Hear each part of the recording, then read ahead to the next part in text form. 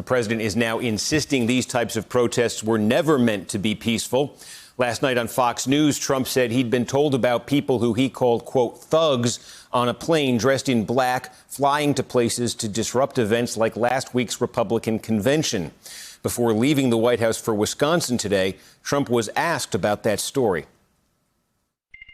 Can you tell us more about this plot that you were referring to on Fox News last night? Which I could probably refer you to the person and they could do it. I'd like to ask that person if it was okay, but a person was on a plane, said that there were about 6 people like that person, more or less.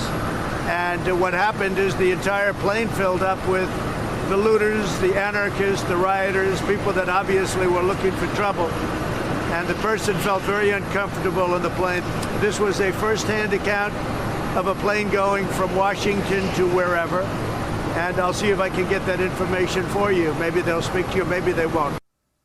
Tonight, a Trump campaign official was pressed about the supposed plot, but was unable to shed much light. I don't have all the information that the president has. Someone is organizing these trips. Someone is transporting these people from other states into these other cities. NBC News reports that this new Trump claim is nearly identical to a rumor that went viral on Facebook 3 months ago, and that there is no evidence of any such flight. Today, we also learned Facebook has removed several fake accounts and pages said to be created by Russian operatives.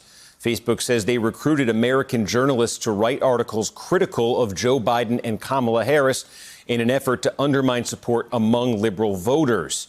The news about Facebook today, about Russia as well, apparently trying to recruit journalists, recruit folks with some sort of platform here to try to sow discord on the left. Again, echoes, direct sort of parallels to what we were talking about in the 2016 campaign.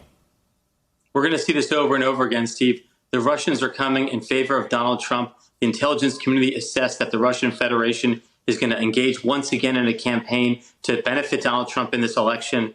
And again, I think we've got to have our Department of Homeland Security, our intelligence community, and all of the state election officials on high alert for this Russian interference once again in 2020.